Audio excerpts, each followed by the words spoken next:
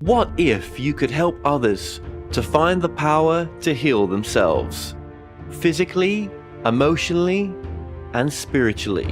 When I started teaching my classes, it was in 2002, and I was just doing past life regressions and contacting the subconscious part. But then as the time went on and we found how powerful this was and what we could do with it, a lot of the students began saying, you know, advanced past life regression doesn't really tell what it's all about. This is so much more than that. We think you should change the name. So it was a few years ago, we decided to change the name to Quantum Healing Hypnosis Technique. Help other people to speak to their higher selves. You can. Dolores Cannon has taught thousands of people from across the world how to use QHHT. Now you can learn her method by going directly to themoreshow.com/QHHT. And don't forget to mention the discount coupon MORETALKS.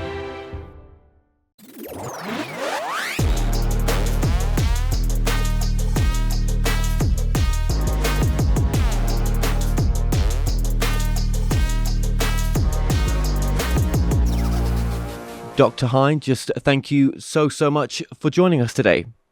Oh, you're welcome, Kevin. Great to be here. Thanks for having me. Yeah, now you're in your RV right now, and what are you doing actually? Where are you heading to?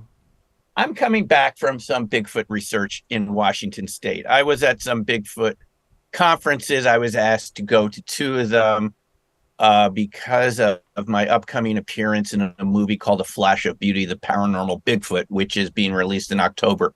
It's a sequel to A Flash of Beauty, Bigfoot Revealed.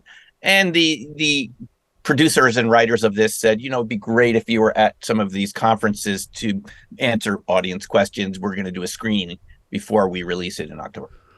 Okay, so how is a former university professor in statistics and research methods doing this type of work?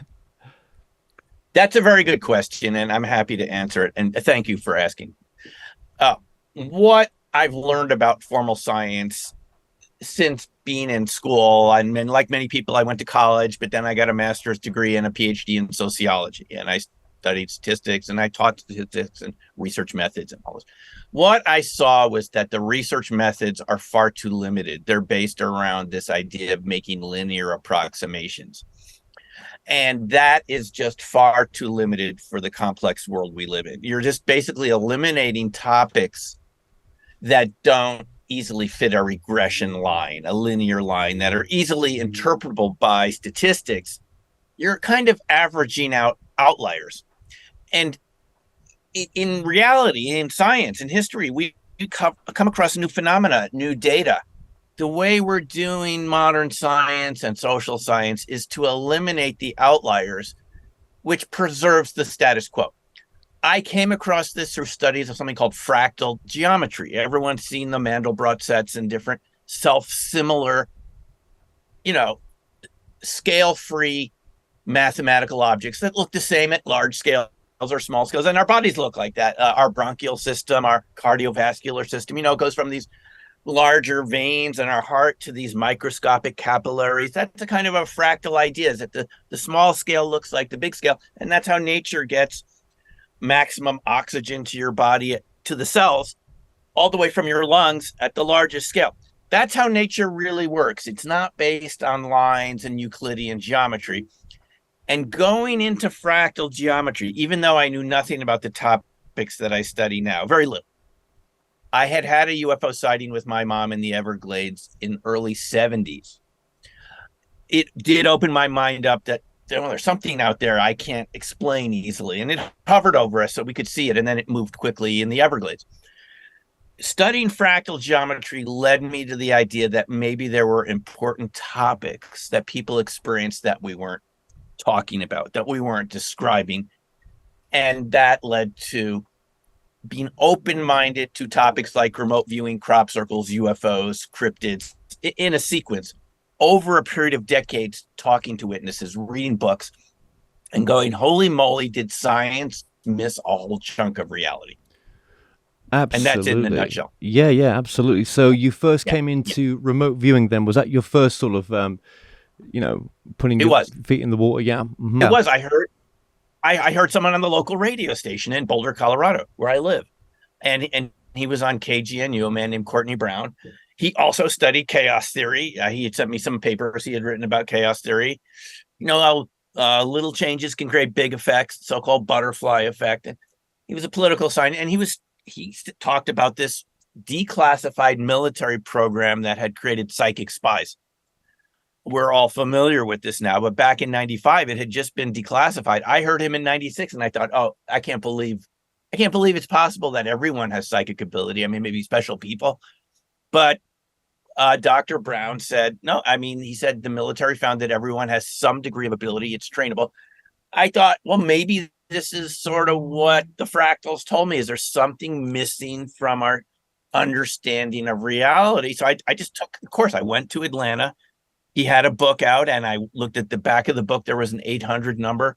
It was called Cosmic Voyage, and there was I called the number, and he called back a couple hours later. He said, we have one space left in the next class in May 96, and I went, and I didn't expect it to work, but it did. I could really describe objects and people and places that were on a picture and a folder behind my back. No one, I mean, the monitor had seen it, but I hadn't seen it or other people haven't. You would get better descriptions than you would expect if you were guessing. Yeah, it's incredible, isn't it? Yeah. It is incredible especially yeah. when you do it for yourself and you see the results. Yes. Yeah, there's like you say, there's a chunk of reality that we do not understand, and it's not in the current science understanding neither. But with the journey that you've been on then and being in this field, how do you apply discernment then? Because you're coming from a very, learned, university perspective, and I'm sure you've sort of mellowed out a bit in time, but I mean, it's an important part of your life, and the university plays an important part. But there's so many, you're talking about, you've spoken to I'm saying you've spoken to whistleblowers or people that have had, personal experiences. Where's their discernment? Yes. Well, that's a very good question. And people like me that get PhDs, we're naturally suspicious of claims without evidence. It just goes with the territory. When you do a dissertation and a thesis, your graduate committee is going to challenge you on every little argument you make. So you need to back it up with data. And I used to be on a debate team in high school. So I'm evidence-based sort of person, believe it or not. But there was decades of evidence for remote viewing. It started with the Soviet Union. The KGB had over 5 institutes devoted to creating psychic spies and psychic warriors, PK professionals that could influence things at a distance. They were using it for military purposes. China had programs in the 60s. And if you looked at the evidence for remote viewing, people like Jessica Utz, who was at one time the highest ranked statistician in the world, president of the ASA, American Statistical Association. She had been hired by Congress in 95 when the program was declassified.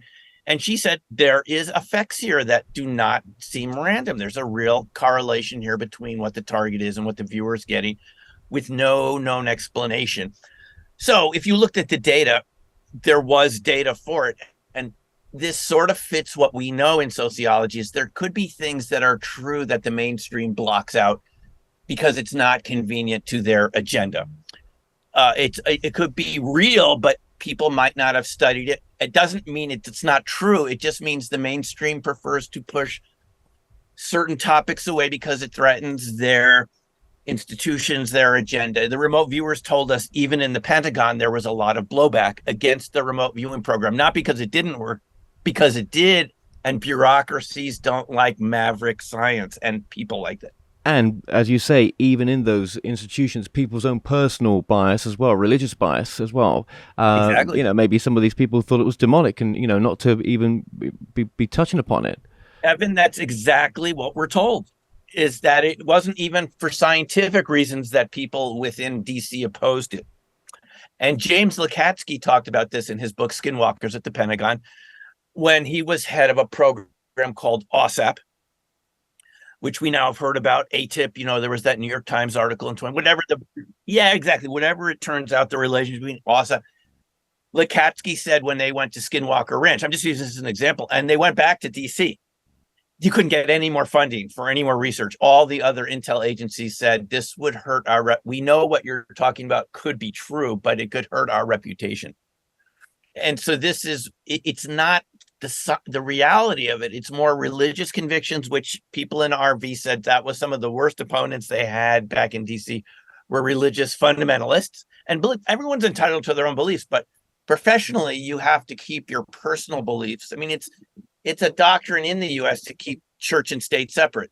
So you need to keep some of your personal beliefs out of your public policy. But they didn't. They said, we think this is demonic. Just like you said, we've heard this argument against the study of UFOs. Lukatsky came up against it with his research into Skinwalker Ranch. So yeah, that's exactly right. Well, exactly right. We live in interesting times. I mean, obviously, just the past few days, or the congressional hearings on the UFO phenomena, in a sense. I mean, that's never happened quite in our lifetime as I remember it being right now. It's definitely different, isn't it? It is different, and it's so gratifying after all these decades being involved in these topics since '96. I say topics because people came to the remote viewing classes at Farsight in Atlanta when I became a teacher there. Courtney liked having professionals teaching. I had a Ph.D., thought, you've taken all the classes, you're taught before, so you should be a teacher here. We encountered people from NASA, from government organizations who told us during breaks at lunch, they said, listen, guys, there's a UFO cover-up going on. We've seen the evidence. There was a shuttle astronaut who had taken all the training, easily could have been on one of the shuttle missions. He told us about triangular craft. And there was a fellow that had worked for NASA transferring 16 millimeter film from the Apollo missions to videotape. And he got to see all of the 16 millimeter film. The public hadn't seen all of it. And he told us there are clearly structures on the moon. I'll stake my entire profession. These are round structures, square. These are not natural structures. So even back in '96, without a direct interest in UFOs, it wasn't something I was looking for. I encountered witnesses like we heard yesterday at the congressional hearing for the House Oversight Committee, people of that caliber telling me even in the 90s, and it just grew. The more I asked questions and went to conferences, the more I encountered people like those two people who said, yes, I worked for the government. I was in the military intelligence. Here's what I know. Eventually, people who encountered crash retrieval materials. Now, Kevin, here's the thing. So many of them never wanted to go public. They would tell me at the conferences over a banquet dinner or stuff. And then they say, look, you can't repeat what I told you. So I've done my best with my YouTube channel and my research over the years to ask them several times if I could include what they had told me without changing their names, things like that. But I encountered this. So it was very gratifying yesterday to finally hear these witnesses in public saying, look, we encountered something or we've seen the evidence. And my classification prevents me from telling you more. I've been encountering that for decades, and I'm glad it's finally gone public. And I'm not the only one, and the other researchers, we're not the only ones who are hearing this. Sure. But it's like you said at the very beginning, we're looking into something or peering into something that's beyond known science. And whatever you saw that day as well, and I'm sure you did see something that was not supposed to have been there, right? That was not part of our normal, reality in a sense. But what really is all this, and how far out of our understanding is it? Is it so far out of our understanding that even if they do have recovered debris, they have no idea what they really do have? That's how far out of perception it still is. No, Kevin, that's a great question. The answer is yes and no. The people I've talked to, and I've talked to 3 witnesses now, one of whom's in my book, Black Swan Ghosts, an engineer who did come forward, Phil, from the Boulder, Denver area, who said, yeah, you can use my first name. And he said, yeah, I worked for an aeronautics company. I worked for JPL, but we were given material. The people at JPL said, well, the people who made it went away. Can you figure out how it works? And he said, our whole group looked at each other. We tried to test it. We said, this is so far beyond our understanding. We don't know how it works. We don't know how it's made. That was the first person I encountered. But since then, I've encountered others with the same story as Phil. And I'm told this material is about 1,000 years ahead of our technology because of the micro nano scale of the components. It interacts directly with the quantum vacuum field in some way. And I'm told they haven't figured out how it works, or maybe just the smallest parts of it. Oh, there was a 4th witness who told me his dad worked at Area 51, Paul. Paul was one of Stephen Greer's witnesses. He's come forward, and I talked to him at a conference once, and he said his dad told him when they thought they might have figured it out, they put it all together. And I'm just repeating this, what Paul told me. They put it all together out at Area 51, and then they stood back and it blew up. And that was the end of the experiment.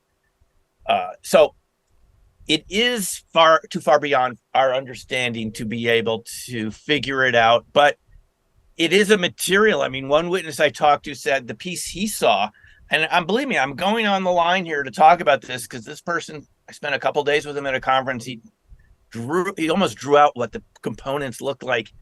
He said the piece he had was about 3-4 feet across, and from the curve, he was able to get the estimation that the craft was probably 80 to 100 feet across. He said the hull was the propulsion system by influencing the density of the quantum field, but he said we couldn't reproduce it specifically because the materials contained isotopic ratios of chemical elements that don't exist on Earth. He said this had to be from another part of the galaxy. He said you could make that. It would be incredibly expensive and time consuming. And it was made in a zero-G environment. So his conclusion was he had no doubt. This witness I talked to, he said, no doubt. No, this is not from Earth, and it's not even made in our solar system. I'm just repeating what I've been told, and no, we're not doing an interview about it. Yeah.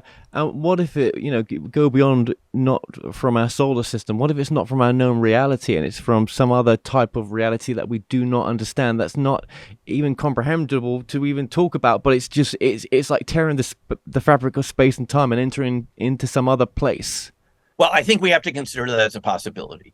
In 1957, Hugh Everett III, a grad student at Princeton, created what we now call the many worlds idea. And Hugh was not attempting to create science fiction, to go out in the line. Grad students don't do that. He was trying to interpret the Schrodinger wave function. And he said the easiest way to interpret quantum mechanics is to say there is no wave function collapse, that all of the possible states described by the Schrodinger wave function describe real realities. You may not perceive all of them, but that doesn't mean they're not there. And even Schrodinger himself, Erwin Schrodinger, believed that his quantum wave function, because it's a continuous differentiated mathematical equation, there is no cuts in it. It's continuous. So it describes a huge range of realities for any group of particles at a time. We only see one version of that at a time. But even Schrodinger back in the 30s said, why don't we see all the possibilities? Why doesn't reality look sort of smeared and blurry and all the possibilities superimposed? Why does it look so fixed and definite? And this is called the issue of objectification. Why if the mathematical equations describe a range of realities, do we see things so defined, so definite, solid, appearing solid around us, right? And so that was the question, and no one's ever been able to answer it apart from physicists inventing sort of quasi-philosophical explanations like wave function collapse that no one's seen, and different interpretations. Von Neumann said maybe perception collapses the wave function, but that was just a guess. Even as bright as von Neumann was, and he worked on the H-bomb, there was no evidence of any wave function collapse, and Schrodinger didn't buy into that neither. And whoever had said there is no collapse, we are part of the wave. You and I are part of the wave function. We're a quantum macro position. You and I are a macroscopic position, superposition, which means we can perceive all of the reality. So why is it that we perceive one at a time? That's been the big mystery, Kevin. But it's a good question. This whole thing makes no sense. Do you know what I mean? It's so far. It doesn't make sense from how we've been brought up. So when we're doing the U.S. congressional hearings, I mean they are touching upon the most basic level of what this really is, and are we spiritually evolved enough as well, not just science wise, to even be ready for that type of understanding even? And why do you chase it? Because how does it improve your life as a person? What's really the thesis behind that for you as well? Does it make much of a difference in your life chasing this stuff? Not like I chase it. It comes to me. Just being a remote viewing instructor, you encounter people with stories. And it's putting the puzzle pieces together. It's what science asks us to do. I feel it's my responsibility as someone that the public invested a lot of money in 7 years in graduate school. They expect you to give them the best possible answer you can come up with. And that doesn't mean it's a popular answer or that it's something anyone expected. It's just looking at all the evidence. What's your sense of what's going on? And it may not be comfortable what you come up with, but that's tough. The universe is like asking us to grow up at this point. And the reason I keep doing this is because of all the witnesses I've encountered to these various phenomena, most recently Bigfoot and cryptid witnesses. They have nowhere to tell their story because society has told them to stay in the closet and to be quiet. You know, what you saw was a weather balloon. And if it's a Bigfoot, what you saw was a bear. So essentially what we're doing is, in sociology, we have this concept called hidden events. These are things that are happening that society doesn't acknowledge. And the most famous case of this was child abuse in the 1960s, when it took two meetings of professionals across the country in the US to admit and agree that child abuse really existed. It wasn't kids falling out of trees or bullies or kids with thin bone structure. You had to get all the professionals in one room, the radiologists and law enforcement and doctors and therapists. And they said, you know, this is really being done by parents. Nobody wanted that to be true, but it was true.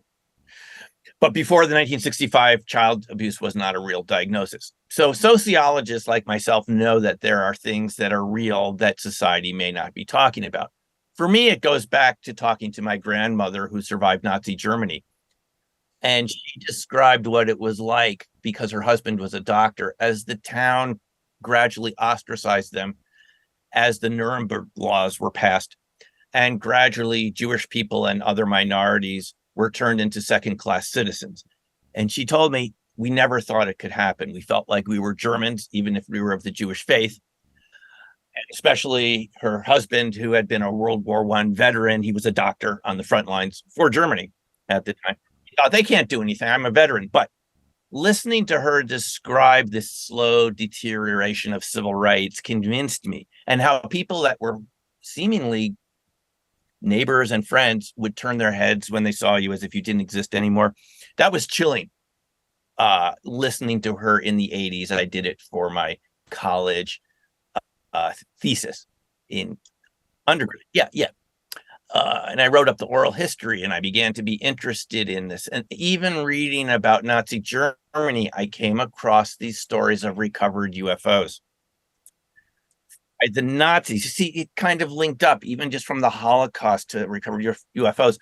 But it made me aware of the danger of being too silent when enough people are experiencing something, as I believe witnesses to UFOs do, especially military witnesses. I just put up on Twitter an interview I did with a former missile security guard from Minot in the 70s, who described this same scenario we heard yesterday at the congressional hearing, which is that they saw a fleet of UFOs over the launch control facility. Alarms are going off at the missile silos. What they see by the silo is so bright, they get burnt. They need medical treatment. They are told by the Air Force to be quiet. We're not connected to the grid, so this thunderstorm will not affect us because we are running on power. So don't worry, we're in quite an interesting thunderstorm. Well, and they're told to be quiet. They're told it won't be good for your career. We heard this yesterday. Now, I've talked to pilots who told me they've seen these things in the sky, but they would never talk about it to their flight supervisor. They don't want to have the psych evaluation. They don't want to be taken off flight. We were told by Burchett and Luna from the congressional hearing yesterday in the oversight committee. They went down to Florida. They encountered airmen who said, if we report a UFO, we're taking off the flight line for 8 hours. And it could affect your career. And I'm told by former members of the Air Force, if your wife bounces a check unintentionally, that could affect your career. Anything could affect your career in the military. It's your reputation. It's how much they like you, anything. So you never report this stuff. So this is the problem. if you have decades of evidence building up from witnesses, you're creating a minority group who can't tell their story, who are afraid of repercussions by their employers.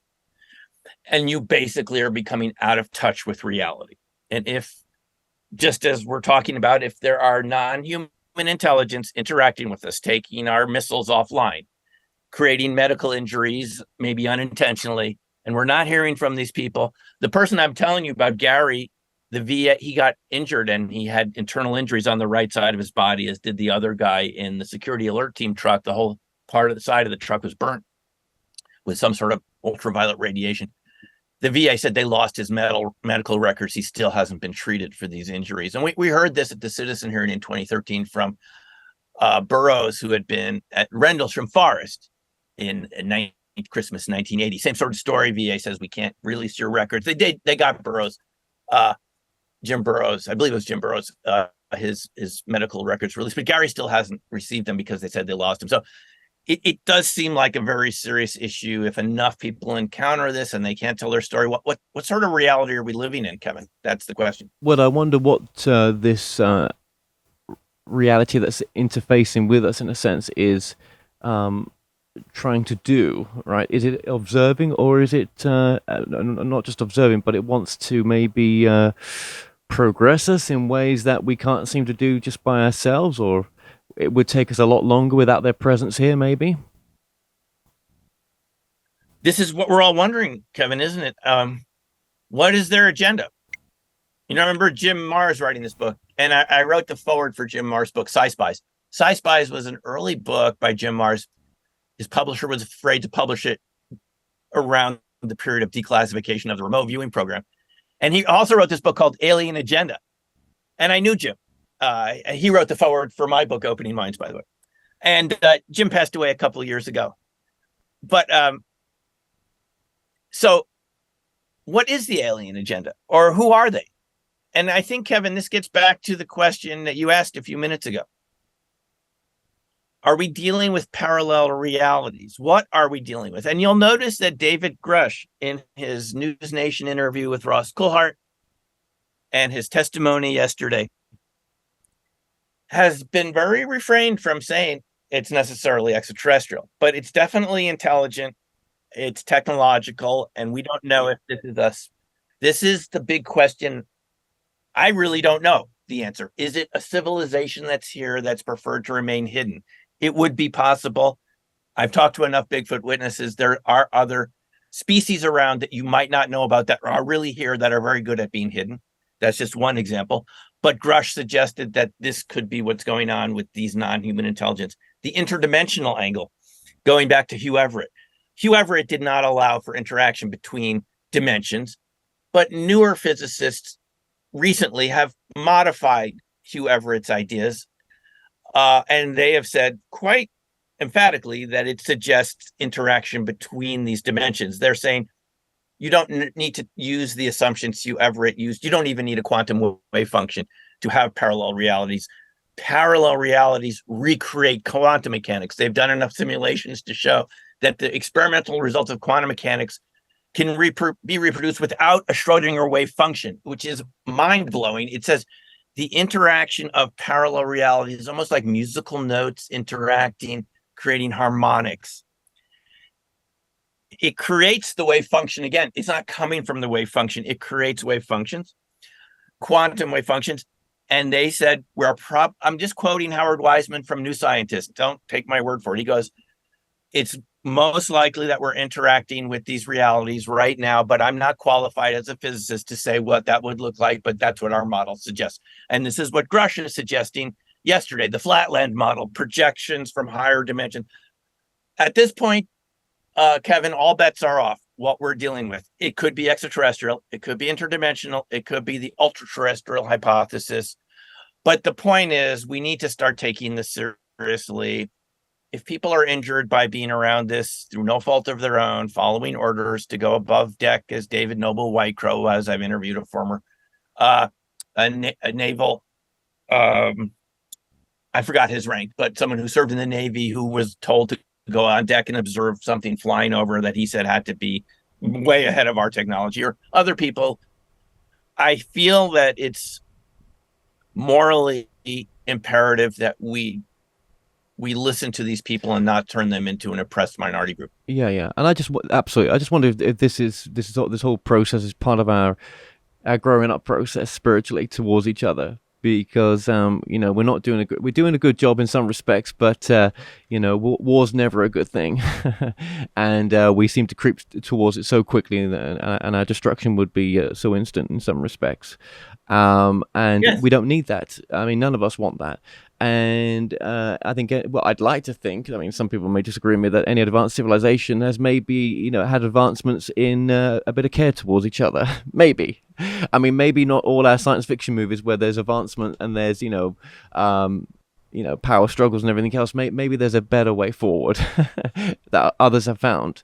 But who knows? And this is what Ronald Reagan suggested in his speech to the UN back in the 80s. He said, and many people believe Reagan knew about the reality of this. There was that famous incident at the screening of Steven Spielberg's movie E.T. in the White House cinema room, where he got up and said to Spielberg, allegedly, I bet there aren't two people in this room who know how real this is. And he walked off. He said that to Spielberg, though Spielberg later denied it. There are people who were there who said Steven talked about it to them. But whatever the case on that, Reagan suggested, wouldn't we all come together as a planet, realizing we have more in common than we think, and less to fight about? And I think Bryce Zabel from Zabel and Coolheart Need to Know podcast, one of the best, on YouTube, that's been covering this whole Grush and congressional activity. Bryce Zabel just tweeted, I think it was today, said, I mean, we need to put these petty disputes aside and we'll grow up and deal with what we're dealing with here. This non-human intelligence does not make itself very easy to study. It's not anyone's fault that you are a skeptic, or it's very good at hiding and showing up and disappearing, and just showing up just enough, like the Hudson Valley UFO sightings or Phoenix lights, which seem to me like the real deal. The Belgium Triangle, it just shows enough to get us curious. Now, is that how we would do it too if we encountered a more primitive civilization? Would we just show up a little bit, like they do in Star Trek, like maybe hover overhead just to, and then disappear and not interfere? Is there a prime directive? I don't know for sure. I'm just asking, hypotheticals. But it is time. And people said yesterday you had people in that oversight committee who are normally fierce enemies, or are just putting each other down, and combative who are cooperating. Well, yeah, because it's so game changing, isn't it? To their core level of everything that they thought was important, maybe for some of them. Yeah, I think it's the game changing enough that it would make us come together in a positive way. We just don't know all the facts about what we're dealing with, and I think it's time to grow up pretty quickly and educate ourselves and find out what is this. Let's get the facts. We can't do that without congressional hearings. We would all like to hear what Grush had to say. Do you remember how many times in the hearing he said, as I watched it, I'd like to answer a question, but I would go to jail? He gave that answer 20 times, it seemed. I can't talk about it.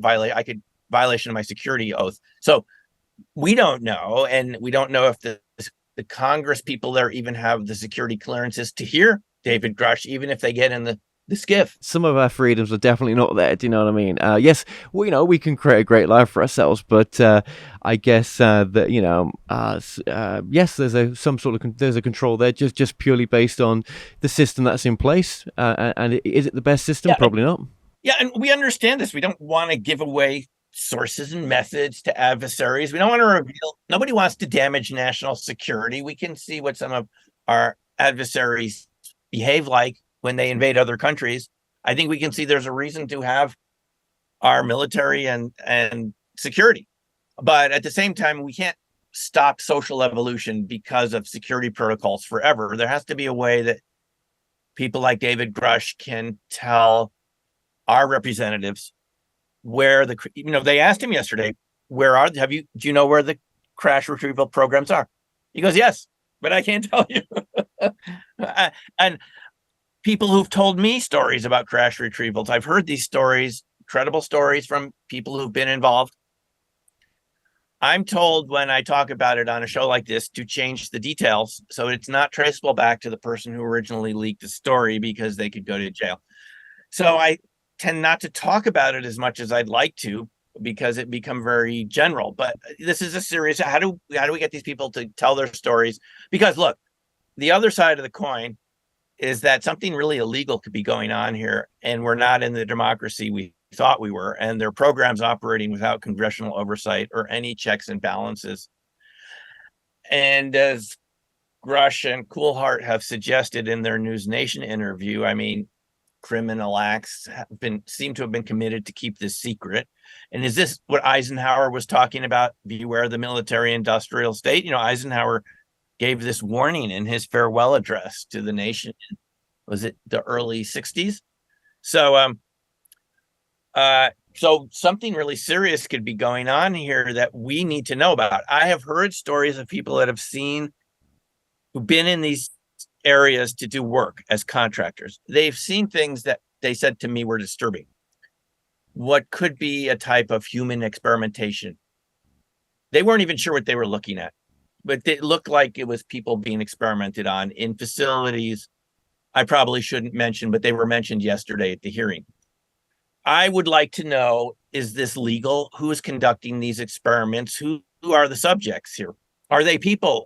What are they experimenting on? Are these extraterrestrials? I don't know, but these people who told me these stories were quite disturbed and they wanted to tell something. They were told by their bosses who ran the contracting companies. You know, everyone had security clearances. The boss would say, we agreed not to talk about what we see here, so don't talk about it again. But people see these things and they're disturbed. At the citizen hearing, we had missile control launch officers break 30 years of silence at the behest of Robert Salas, who was at Malmstrom Air Force Base in the late 60s.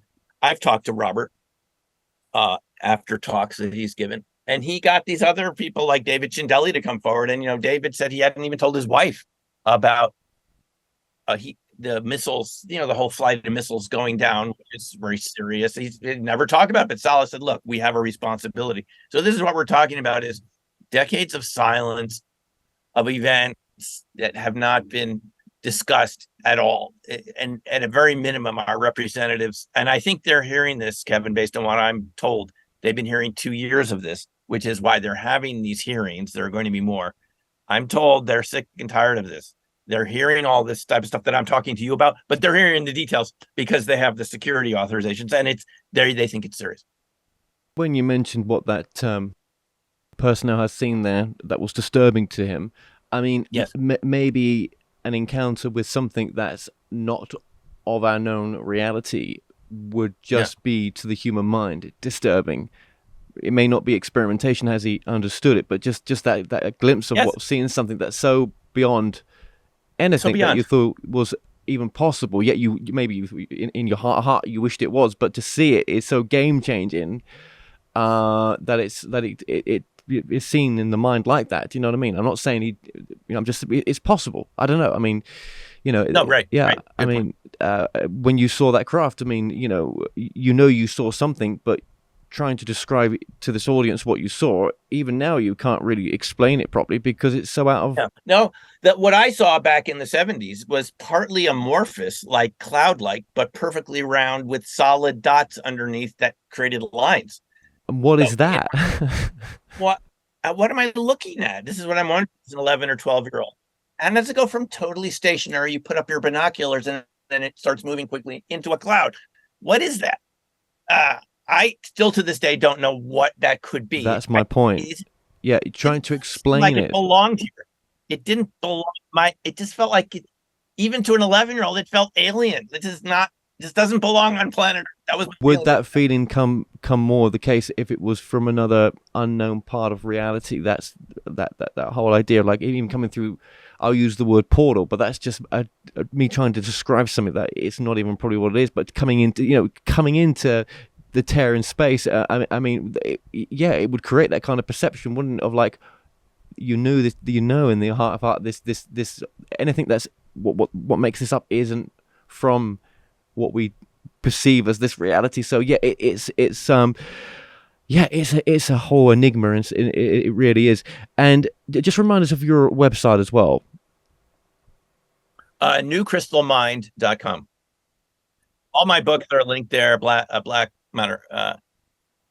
Swan Ghosts, Dark Matter Monsters, Opening Minds. I'm happy to send signed copies. Yeah, that's my main blog, to link all these topics. Kevin, there was one more thing about that incident. We went to a ranger talk that night, and my mom raised her hand. I mean, ranger said, I don't know if you've ever been to these ranger talks at national parks. There's an amphitheater, and you sit there. First thing, I've been to many of these talks. The ranger says, anyone see anything interesting today out in the park? And my mom was the first to raise her hand. We saw a UFO. And then the ranger said, okay, did anyone else see anything interesting? She didn't even want to continue the conversation. I thought that, and then my mom goes up after the talk and insists, no, the people next to us on the bench had seen it. There was a blackout all of a sudden that the ranger was just like, she didn't want to go there. And so even as a young age, I thought, well, what's going on here? We really saw something. No one wants to tell us what we saw. And this is the ranger. This is the person authority in the national park, and she doesn't want to. I know. It's yeah. Why not? Yeah. It reminds me of a scene like The Matrix where, people are controlled by some unseen hand to make you feel like you don't know what you've seen, yet it's all for you, part of your evolution. I'm not saying that's happening. Let me tell you something. I'm just saying. No, but that's what my mom thought.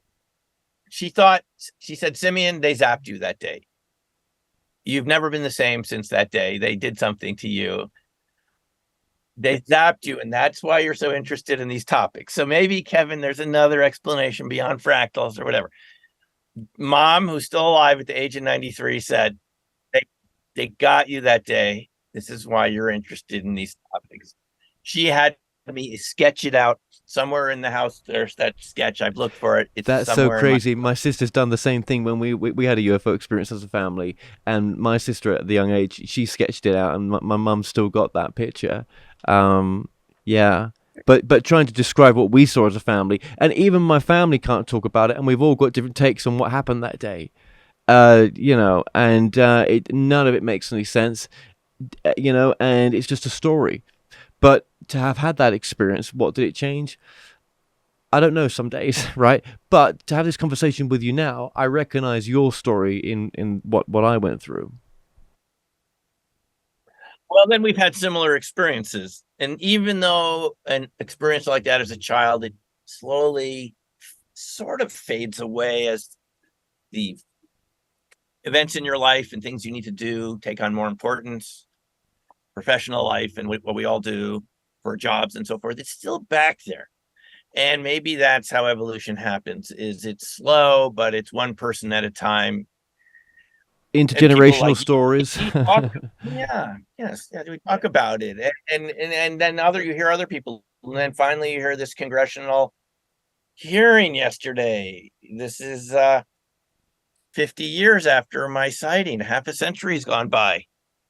And now society is ready to answer the question what this 11-year-old saw that day with his mom in the Everglades with their binoculars. And you could see pretty good with those binoculars that this was not identifiable. This was not Venus. It was not swamp gas. It was not flock of birds. Maybe that congressional hearing, it just gives people the permission slip to talk about it. Because, I was with a friend of mine just a few weeks ago, and he's like, you know what, Kev, I know you're into these subjects, but my mum and dad had a UFO experience back in the day, but no one talked about it. He's like, I feel comfortable talking to you about it, but I wouldn't go out there. And I'm like, shit, man, how many other people have had these experiences, never told anyone, kept it in the family? But it's all there, really. Yeah.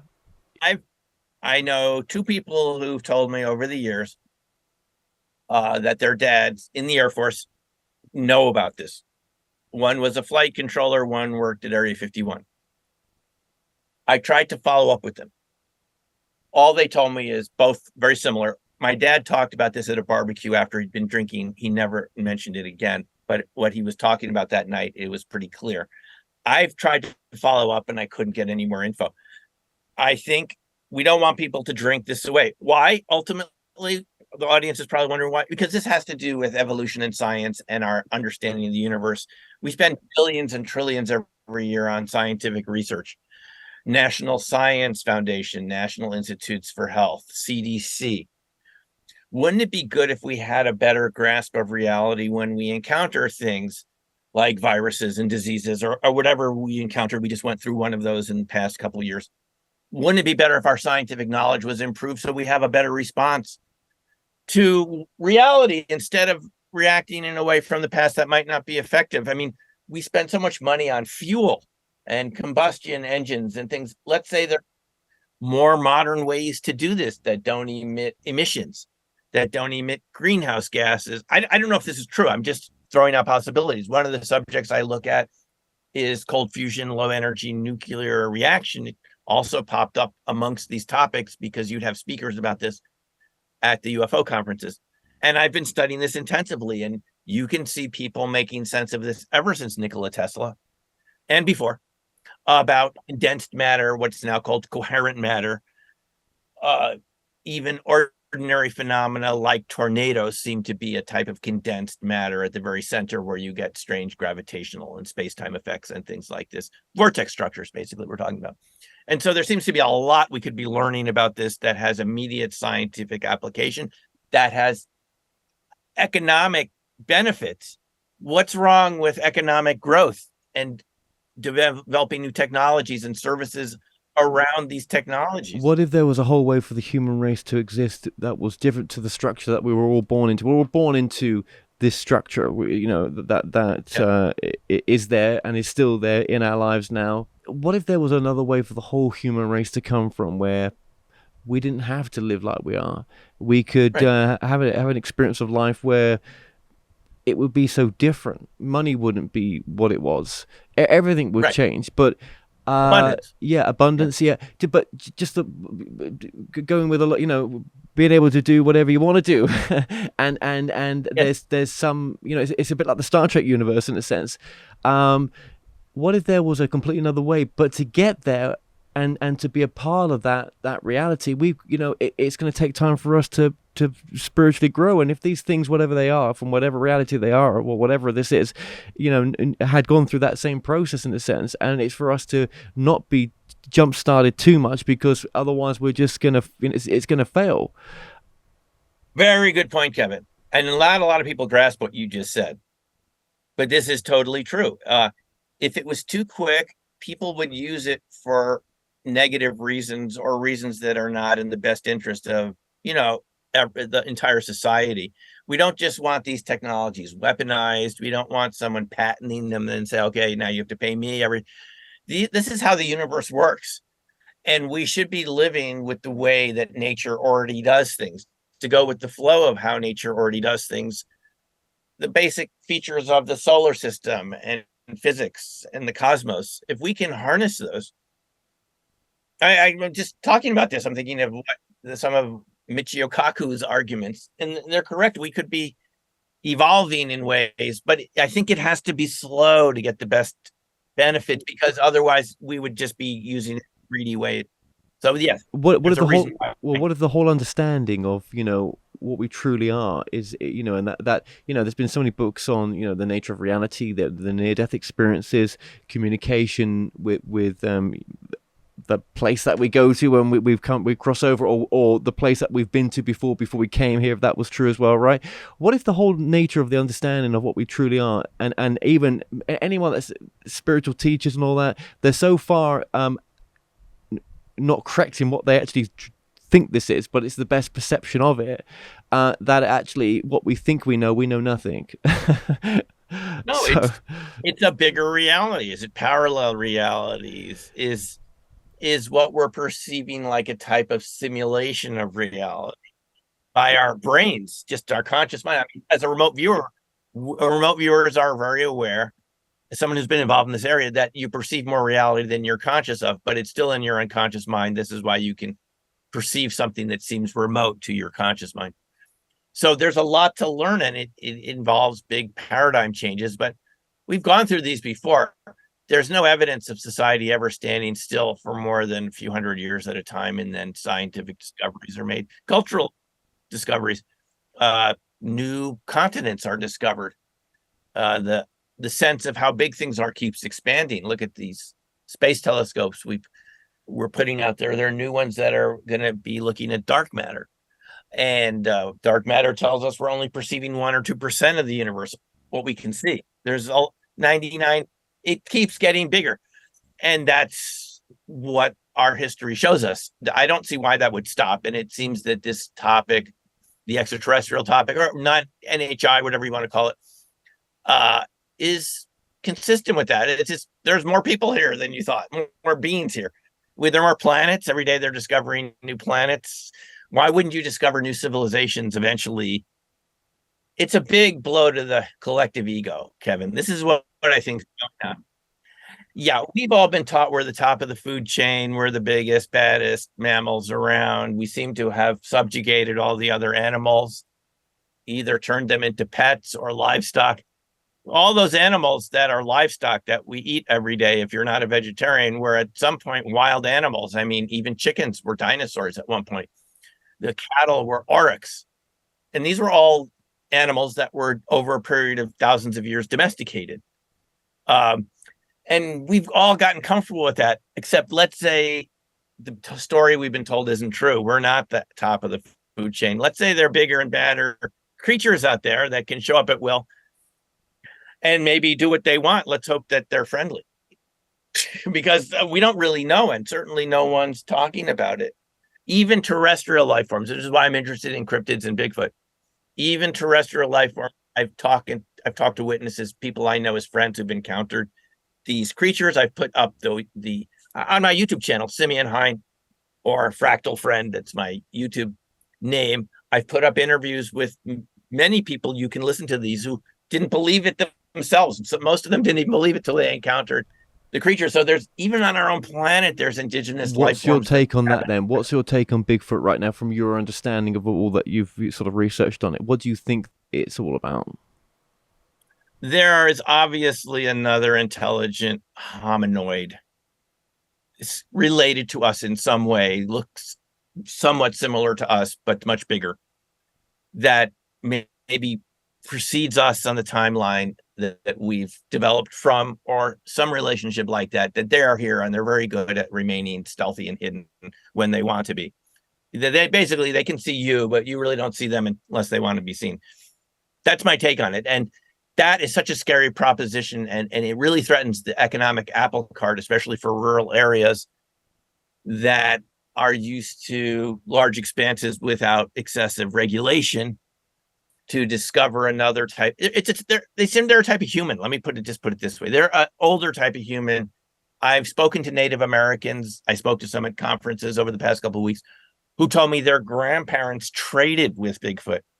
They literally traded with them as recently as 1913. One guy said his grandfather would exchange salmon for medicinal plants. The whole Spokane tribe traded with the Bigfoot. We heard this was true of the Quinault tribe out in Washington and another tribe up in the northwestern part of the state. So I even in that one conference in Forks, I heard of 3 Native American tribes that traded with them. So they feel like they're a type of human, but they're not always amenable. They can be hostile sometimes, like people can. Sometimes they don't want to deal with people. They can even be aggressive. But they do seem to be a type of person that resembles some primate characteristics and humanoid. The thing about it which makes it complex is they don't there's different branches of them. If this is hard enough to accept another human species that we don't understand very well, there's branches of them. Some look more human, some look more primate-like, ape-like. There's one type that seems to have a cat-like appearance. This is what witnesses tell us they see, sort of cat-ape mixture on 2 legs. And there's even a dogman variant that witnesses have said it wasn't a werewolf, more maybe closer to hyena, like hyena on 2 legs. If something that's sort of primate, ape-like isn't enough to shock you, there's some that are more resemble dogs on 2 legs, and they're quite big and muscular and developed and fast. And these witnesses are often so terrified by their encounters, they don't even want to talk about it or think about it. I mean, they need therapy after this. If people are encountering this, let's just be honest and warn people that when you go out of your home in some areas, you could encounter these creatures. Let's just be honest about it instead of hiding it, because I know for a fact these state wildlife organizations and outdoor interior departments within each state and departments of environmental quality, who's ever responsible for the state lands, have told their employees who've seen this, if you talk about this, you're going to lose your job. Just like the UFO witnesses and pilots, it's the same thing. They're telling them, yes, we know it exists. You're not the only state forest employee that's encountered. I heard this at the Forks conference. One of the tribal members said that he was told, because they have a relationship to the federal government, that if they talk about it, their department would be erased. Their forestry department would be erased and recreated again by the federal government. So this has to stop. I just say, folks, whatever you believe, let's just deal with reality. That's my point of view. Whatever it turns out to be, we can handle it. Now, my final question as well, and just a bit of a plug for the book. Obviously, your last book, or your latest book, is Dark Matter Monsters. Right, there it is. And we're putting up on the screen as well. Just very quickly, just tell us a bit about that book, just before you have to go. I had encountered Bigfoot witnesses for years at UFO conferences, and even in my remote viewing classes in Boulder, Colorado, at the foot of the Rockies. I had always pushed it away, honestly, Kevin. But I just heard so many encounters, and I began to hear encounters that had paranormal aspects.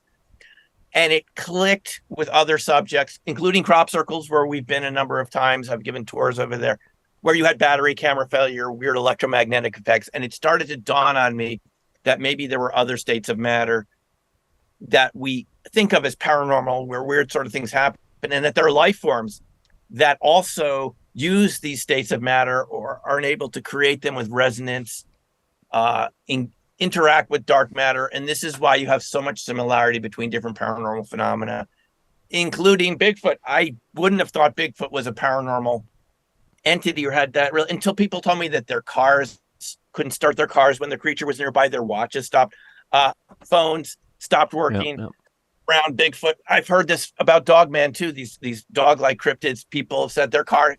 So I heard this and I started reading, and the witnesses said just their car went on the fritz. There was a glow, or balls of light and orbs, something that I've seen around crops.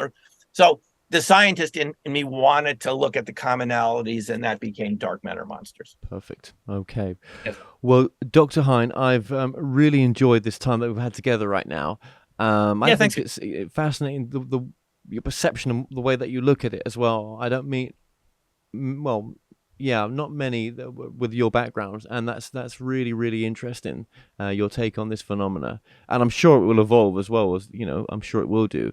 It's exciting times, and I just thank you so much for coming on as well. Let me say that. Thank you, Kevin. Thanks for having an open mind. Thanks for being interested in interviewing me. And people should believe their experiences over what they're told by societies. If you've experienced it, it's real. Absolutely. So, Well, thank you so much. Thanks, Kevin.